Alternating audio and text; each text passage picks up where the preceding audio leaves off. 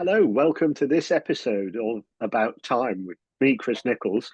This is the series where I get to talk to people I've met and worked with over the past decades, and where their work has inspired me and influenced me, and where I want the world to know more about what they do. And nobody more so than today's guest, which is Abbot Christopher Jamison. Abbot Christopher, I'm so pleased you're here. Thank you so much Yeah, for coming. it's nice to be talking to you again, Chris. Yeah. So, um, I often start these episodes by asking the guest to introduce themselves in whatever way makes sense to you. So, how do you go about introducing yourself? Well, my official title is I'm Abbot President of the English Benedictine Congregation, but that's only understood via a very small number of people. So I normally say I'm the leader of the English Benedictines, Mm. English So, Benedictine monks and nuns. yeah, so that's brilliant. I mean, that starts us off very nicely because I'm sure that some people are already going, "Oh no, that's interesting," because I don't even know what the English Benedictine congregation is. Yeah, Um, so could we start there and just say yeah. something like, well, what is it? And how big is it? And where does it come from? So the current situation is it's 14 monasteries of monks and nuns in half a dozen different countries around the world. But the origin lies in England in the 13th century. Yeah. And back beyond that, the origin lies in Monte Cassino, the monastery of St. Benedict, which he built in 6th century Italy. So you can pick any of the different starters. From one perspective, we're 1,500 years old. And therefore, as people say to me, well, you must be doing something right. The fact that we have survived Henry VIII, Napoleon, and various revolutions, quite literally survived those. And we are an association of monasteries following the rule of St. Benedict. And the genius of the way we organize ourselves is that nearly all the authority lies locally with each individual abbot or abbess. And my role as the abbot president is to lead the leaders. Mm. Now, how you lead a bunch of leaders is, of course, quite challenging because each of them is a chief executive, both literally and figuratively in their own right. They each chair a separate charitable trust for their own abbey. They have a place in church law that gives them pretty well total authority. And there's only a small amount that I can do within the actual structure.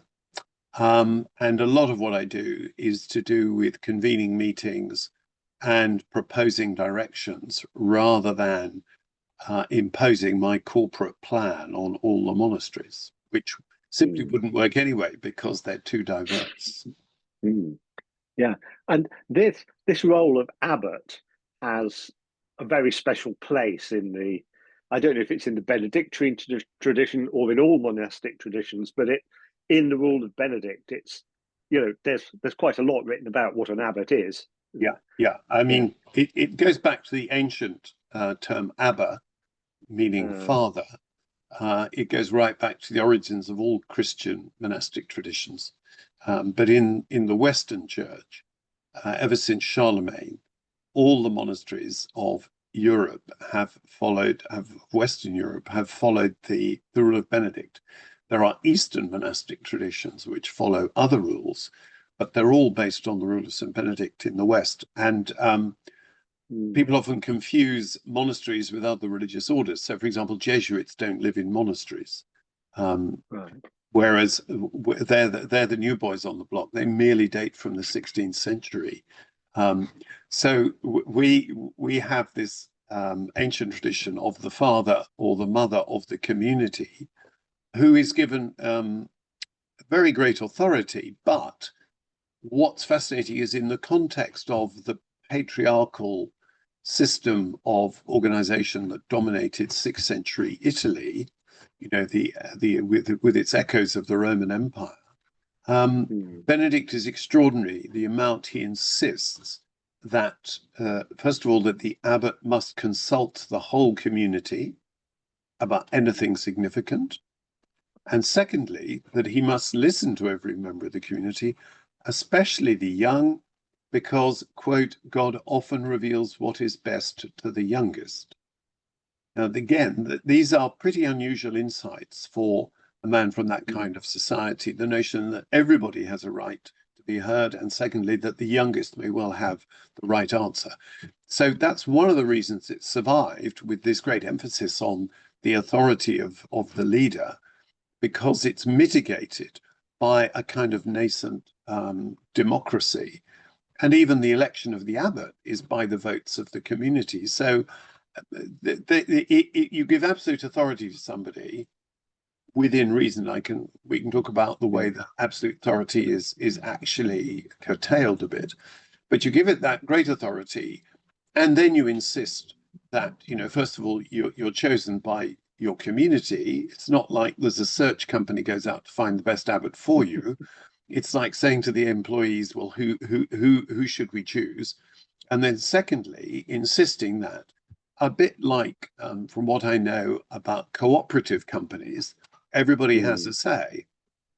And I once was in an action learning group with somebody from the Scott Bader Cooperative, which I think is one of the larger cooperatives in this country. And he said how very difficult it was to be in a situation where you are responsible to every employee and your every action is transparent to them. It had many benefits, but it was also quite difficult. Well, Benedict built in that kind of system to his way of leading. And I think that's one of the reasons it survived. That, in my experience, organizations that are like this will have a longer life. They may not be as immediately, instantly, spectacularly successful, however you measure success, but they do have longevity. And I think organizations need to decide a little bit whether they're going for longevity or some big hit in the short term. Yeah. Well, this is really interesting, because if we think about the much shorter history of the corporate world, or at least modern corporations, they've been very power centric, leader centric for a long time, and it's only in the last probably 20 years that there's been a movement towards participative leadership, participative strategy making, participative forms, or more deeply democratic, not voting so much as dialogic forms of control. And it was a real surprise for me when I started working with the Benedictine congregation that this was a thing. It's actually, from its origins, had something of participative leadership about it. Yeah, it's one of the oldest models of leadership in Europe, and it has that built into it. And I think that does explain something of its longevity. I mean, it has advantages and disadvantages, of course, but it does appear to have some very great strengths, which are not always evident until you're in the middle of this organization, and then you realize that these qualities do give it a very distinct ethos. Yeah, and there's a bit of a knife edge in there, in the sense of it's participative, and yet when the abbot's appointed, the monk also has a vow of obedience. Yes. Yeah. How does that balance? So it balances out in two ways. First of all, there's that consultative process, which the rule insists the abbot must engage in. Now, of course, it's possible to manage that consultative process in a way that negates it as true consultation. You can skew it, but most people don't do that. They enter it with a genuine open heart and mind. And then the vow of obedience, again, Benedict mitigates this. In the chapter on obedience, he says, if the abbot asks you to do something, just going back to that consultation, it says at the end, the abbot will decide, having listened to everybody. So in other words, once you've had your say, then the abbot decides. And of course, I don't know about you, but I know from running consultations that it tends to go like this. If the person in charge implements my idea, then I've been listened to. But if he doesn't implement my idea, then he clearly hasn't listened to me. And one of the most important things I find I'm having to do is to explain to people that just because their idea has not won the argument, it doesn't mean to say that argument was not heard. And there's a tendency nowadays to say, if it's not been agreed to, then I've not been heard. And I think there's really some quite important work to do around there about how consultation works. But Benedict is clear that once the abbot has heard everything, he then decides. Mm-hmm. Secondly, the rule says if the abbot asks you to do something that's impossible, you are allowed to tell him that. So it's not mindless obedience.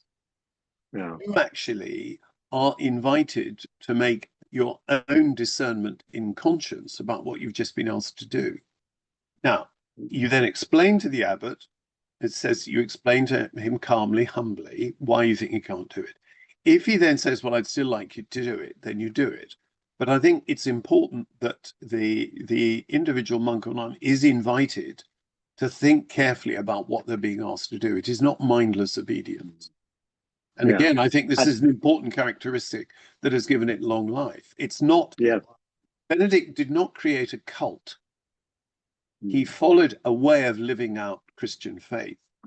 And I think that, the difference between cult and a religious order is quite an interesting discussion, because a religious order can become a cult, just like some businesses can become a cult. I mean, I was very struck very much so. Yeah, I was very struck by the history of WeWork and how that seemed to become a cult about we were reinventing the world of work, and the whole life is going to be within the WeWork office, and it looked like a village, and community, lots of use of the word community and so on. I found it extraordinary the way that developed and then went bust. So I do think that the difference between a consultative organization and a cult is really very significant.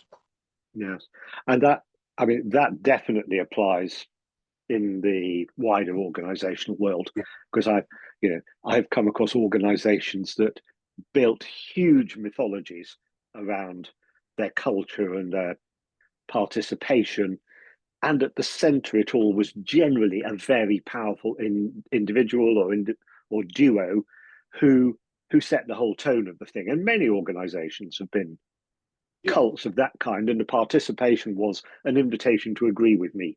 Yeah. So I think the paradox of St. Benedict is he set out to found nothing, and yet the institutions that have followed his rule have lasted for centuries. And what does Christopher, what does that mean? He set out to found nothing. So I thought at the very least he was founding a monastery, but no, what he was doing was he was writing a rule for monasteries. He had his own monastery. Then he was invited to write a rule for monasteries. So he just thought, well, what I'm giving you is the best practice I have learned for you to use. So you can follow this rule, and it's then up to you. And then what happened was, because it was of such high quality compared to other monastic rules, we've now got a lot of historical research about the other rules that there were around at the time.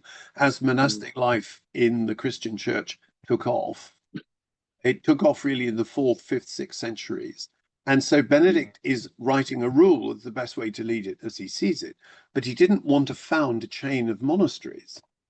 And so it took off because it was best practice.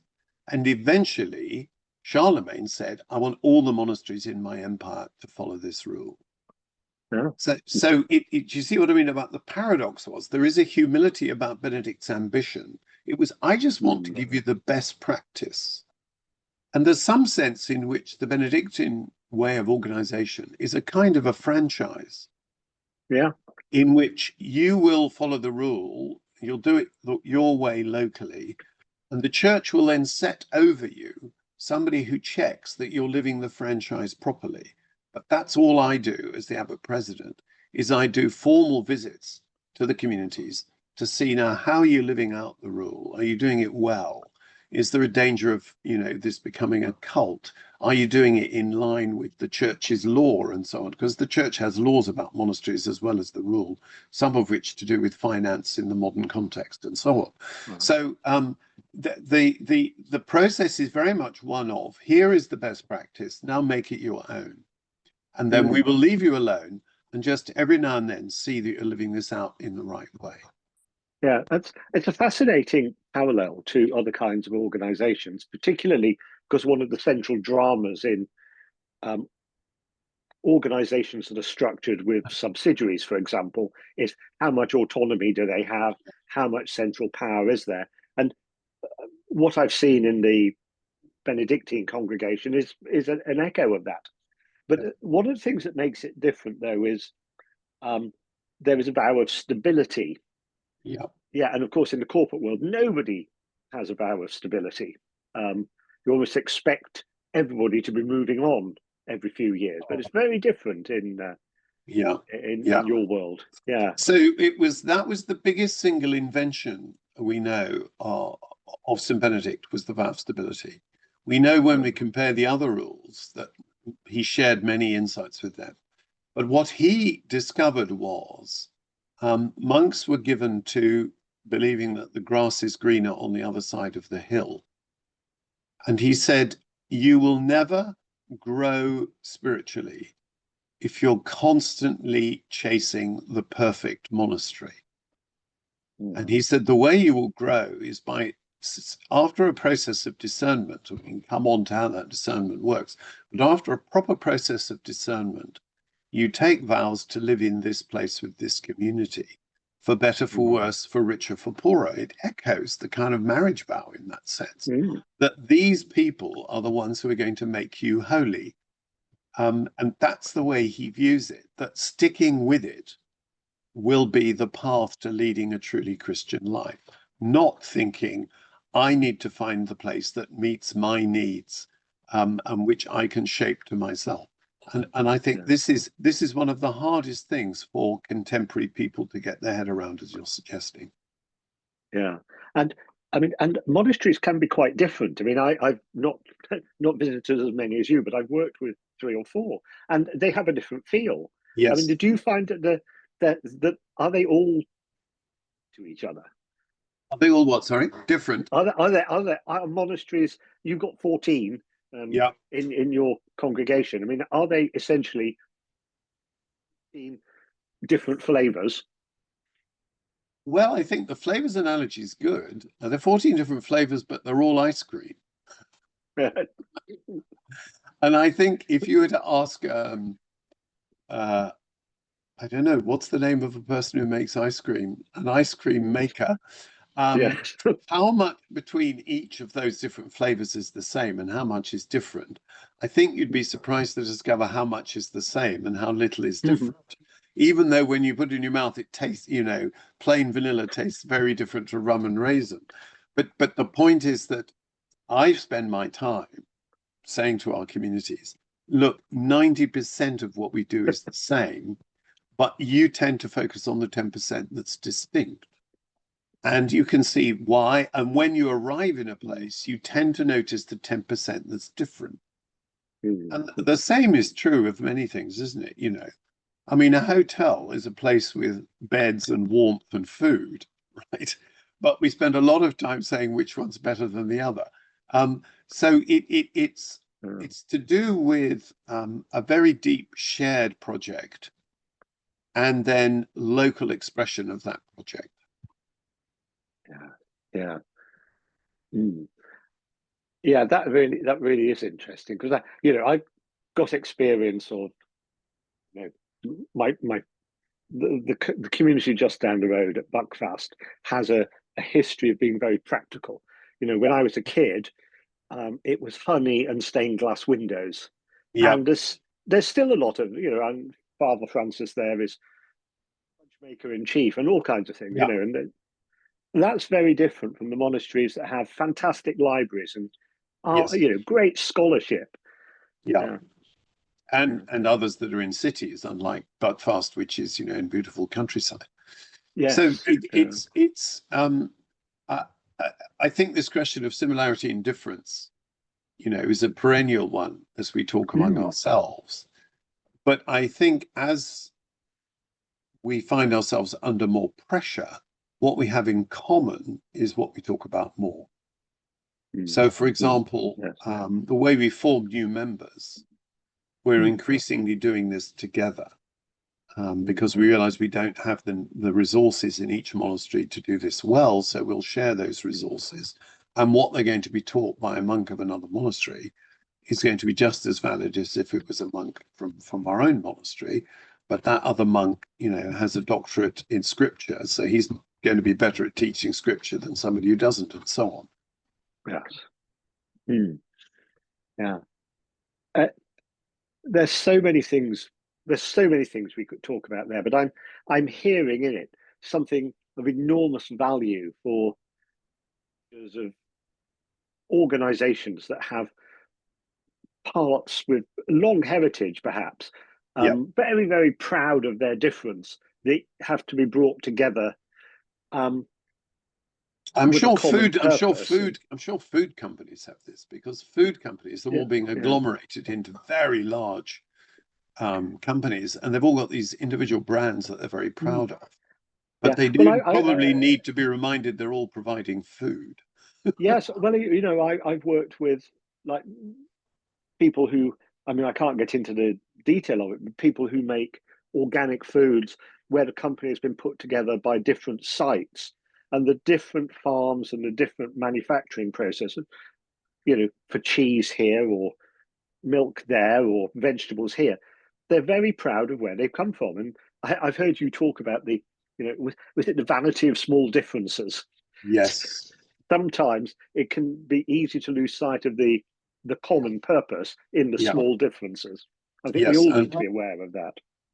yeah, and I think that afflicts humanity generally, the vanity of small differences. You see it between countries as well.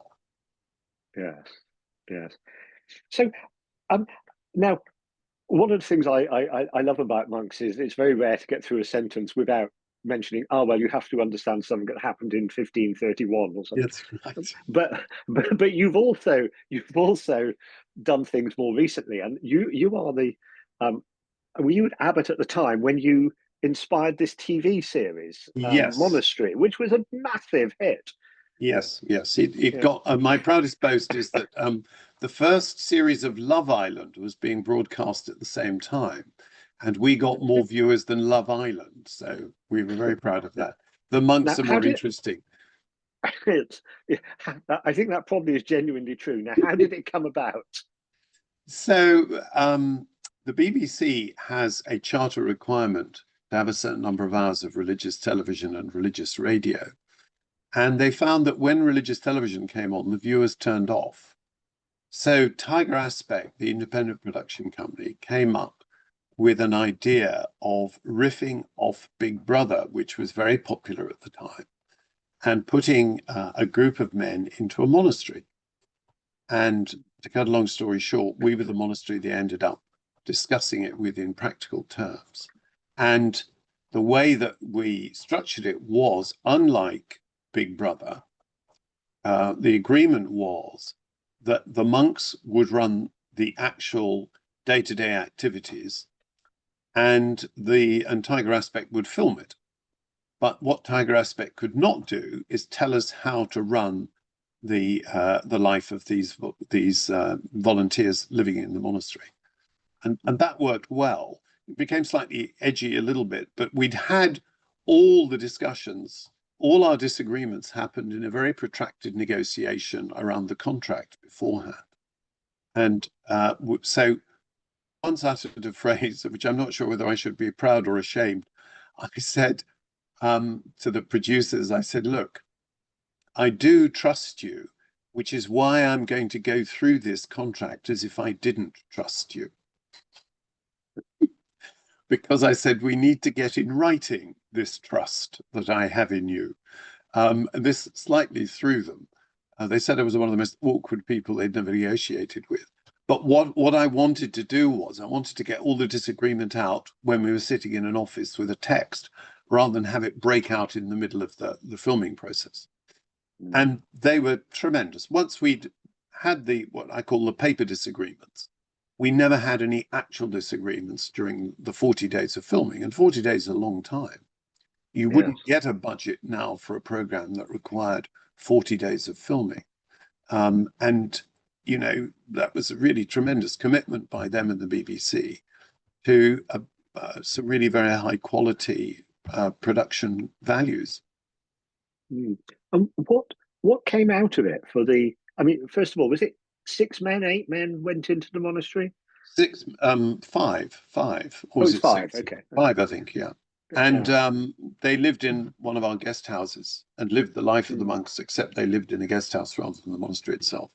Yeah. And the outcome of it for us was more remarkable than we'd imagined. And it was Yeah. only when we saw the first draft of it, and there was a BBC public relations officer in the room with us, who said, now you must be prepared for this to have a very big impact, because she was impressed by what she saw. And she said this. So we set up a process to deal with the wave of interest that hit us as the program was broadcast. It was 3 1-hour programs once a week for 3 weeks. And it was true. I mean, we set up a new website, which received more hits than Manchester United's website was receiving. We employed a special secretary to deal with the correspondence and the email correspondence. We generated pre-printed cards to send back to people. We set up a new program of retreats for people who'd never been on a retreat, and so on. It was a Mm. huge impact.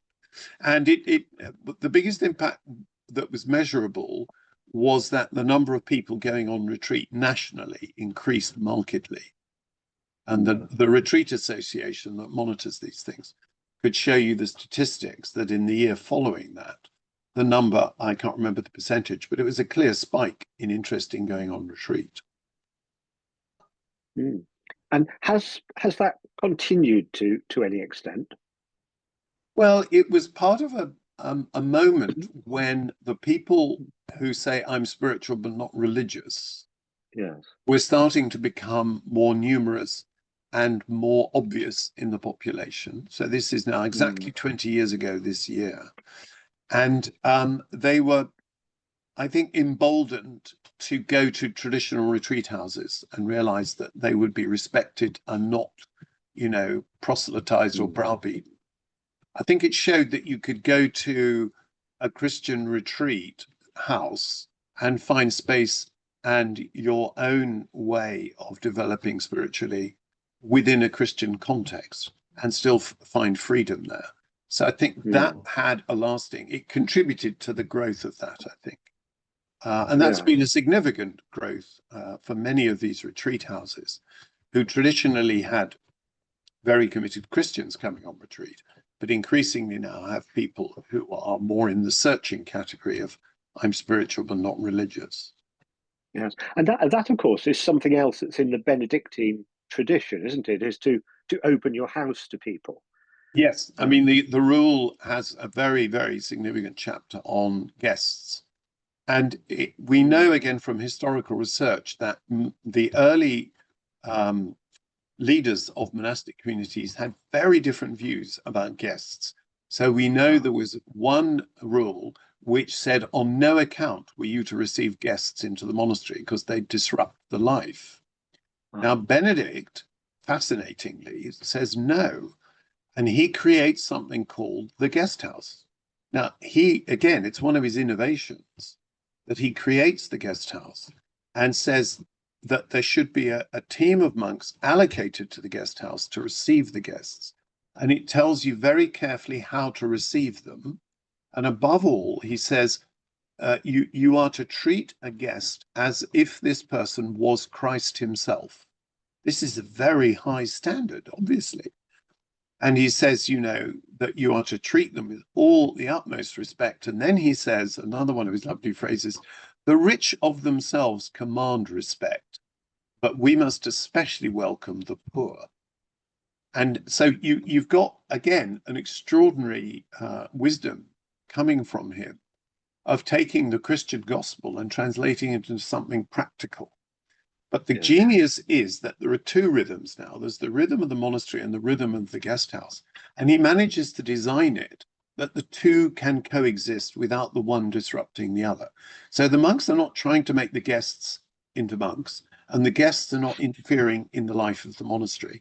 That was his very great insight. And I say in that we have the foundation of the modern European tradition of hospitality. You know, we have guest houses that become hostels, that become hotels. And so it's that insight about a place of welcome and hospitality is, again, one of the great treasures of the Benedictine tradition, and all our monasteries rejoice, I think is the right word, to have guests. Sometimes it can get a bit overwhelming. One of our communities has 500,000 visitors a year, which needs a bit of handling. But it's what actual visitors coming to day visitors. They have 500,000 day visitors a year, so that's a bit easier to handle, and they employ a very large staff to handle it, but it is still a work of hospitality. So you know, what fascinates me is that the more society becomes irreligious, the more people visit monasteries. There is the great paradox. You know, people say they don't like organized religion. And I always say, well, if you want to see the most organized religion on the planet, go to a monastery. You know, every time a bell rings, we all do something. It's highly organized. And the guest house is highly organized. The monastery, everything's highly organized. And yet people are drawn to this very organized way of living a spiritual Christian life. So there's an interesting paradox there that I haven't yet quite figured out. I think there's something to do with people actually realize that a structure to a spiritual life is a value, and they want to explore how these people live that out. But it is a fascinating paradox. Yes. Well, I'm not in the least surprised, as you know, Christopher, because I've spoken with various communities about this. The sheer hunger I find in the corporate world and the secular world for spiritual meaning and deeper purpose. It's a visceral hunger, and it spills into all kinds of forms. But there definitely is a hunger for spaciousness, silence, and deep purpose. And the people who are on other podcasts in the series are mostly, in one way or another, working with creating space, creating silence, creating groups to explore deeper meaning. And in many ways, you're part of an organization that's been doing that for centuries. Indeed. Yeah. And I think the challenge is to find a contemporary expression of it. And that is a very real challenge. Yeah. And I mean, do you see signs of good contemporary work going on where monasteries or groups of nuns or whatever are finding ways to do that? Well, it depends where you look. First of all, if you look in Asia and Africa and Latin America, you find that the problem that our monasteries have is who to pick from the large numbers of people wanting to join the monastery. Oh, right. It's a real challenge, especially in Africa. So the Christian churches generally in Africa and Asia are really very, very strong. And the church in Europe is in much more of a serious decline, whether it's Sunday church going or people joining monasteries or becoming priests. And this is across all denominations. It's not restricted to the Catholic Church. So against that background, there are communities that are finding new ways of trying to live the monastic life, which will attract people to join it and speak more widely to the population. For example, my own community at Worth Abbey has opened a small monastery in a parish in Brighton, which is quite nearby, but it's in the middle of a parish. And so an Ealing Abbey in West London is already a very large parish, monastery in a very large parish. So there are ways of trying to develop new ways of being monks in the city, whereas monks traditionally have been more in the desert and the country places. So people are trying that.